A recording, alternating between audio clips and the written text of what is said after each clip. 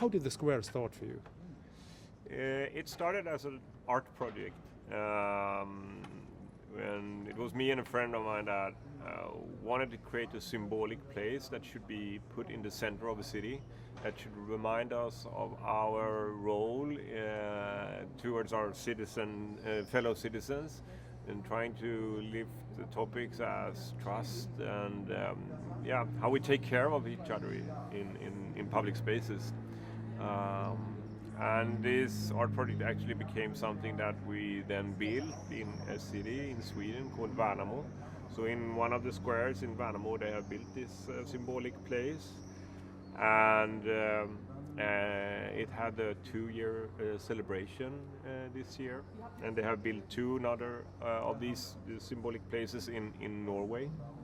So it started actually not as a movie, it started as this art installation idea.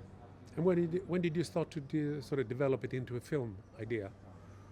It was during when we were invited to do an exhibition on a design museum in Värnamo that is called Vandalorum in Sweden. And then I realized, I thought that the topic that the square or that this installation is raising was something that I wanted to turn into a feature film. Then I decided also to put the feature film into the art world, because I think there's a lot of things that you can criticize and look a little bit, question when it comes to the art world. Practically 3 years ago or something, I started to write the script. How would you do? I mean, when people talk about you, that's okay, he's a satire filmmaker. Do you look at yourself as a man making satires? Yeah, I think a satire I like what satire means. If you look up the word in a dictionary, it says that you take something that is contemporary and then you twist it a couple of times, and it's elegant and it's provocative. And it would be fantastic if my movies can be that. How do you work with the actors? Because I say sometimes you take like 60, 70 takes, and they say that you try to exhaust them. Yeah, it's not true that I take 60 or 70 takes. They exaggerate a little bit, I think. I think the average that we used this time maybe was 30 takes. But I would say that we have quite long time on set. So we have at least one shooting day on each and every scene. And that's important, because then we can evaluate what we are doing. If we are moving too quickly, then you just have to cover up the scene, and hoping for the material to be good enough to save it in the editing.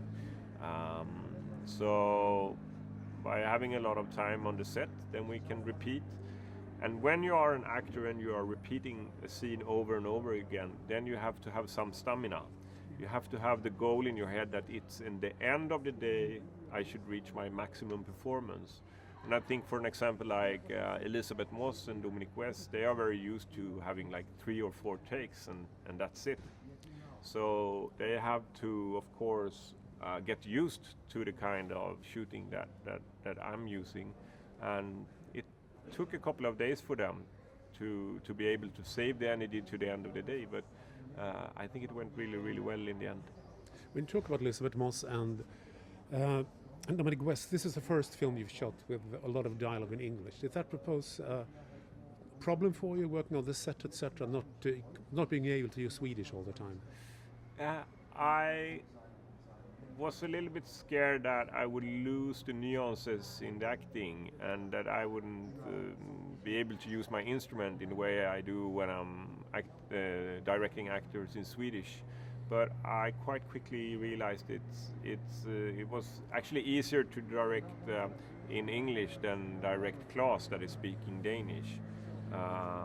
So I'm happy that I managed to do that, because I think I'm curious in maybe making a English language film in the next one.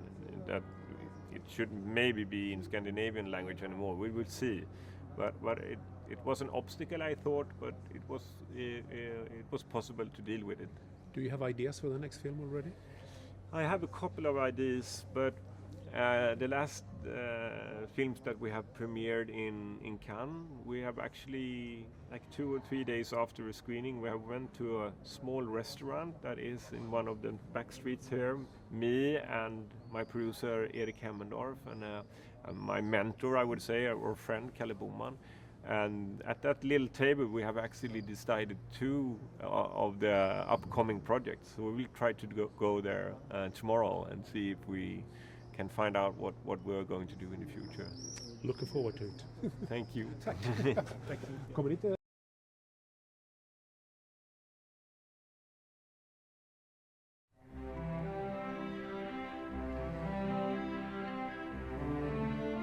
権威ある美術館のキュレータークリスティアン。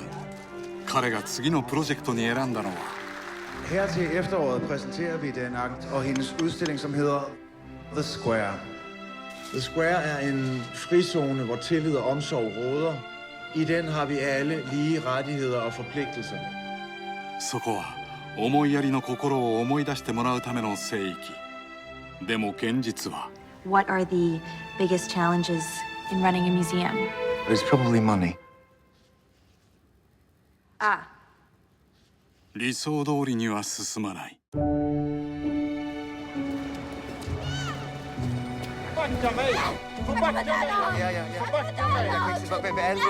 Og de tager min telefon, og de tager dagbog og... Så jag tror att vi måste prata lite om absolut motsatsen till allting som rutan står för. Sprida det på Facebook, sociala medier, kvällstidningar. Det kan gå där. Vi har sgu da skabt noget debat. Det er vel ikke rigtigt, altså. Den samme bygning, så ved vi ikke, hvad for en lejlighed der er, men vi ved præcis, hvad for en bygning der er. Prøv at ærligt talt, jeg har en idé.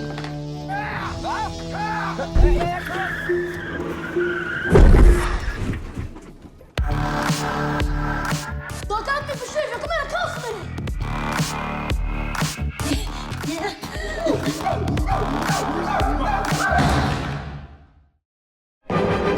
あなたはもうただの観客ではいられない。毒とユーモアで人間の本質に迫る傑作社会派エンターテインメント。ザ・スクエア、思いやりの聖域。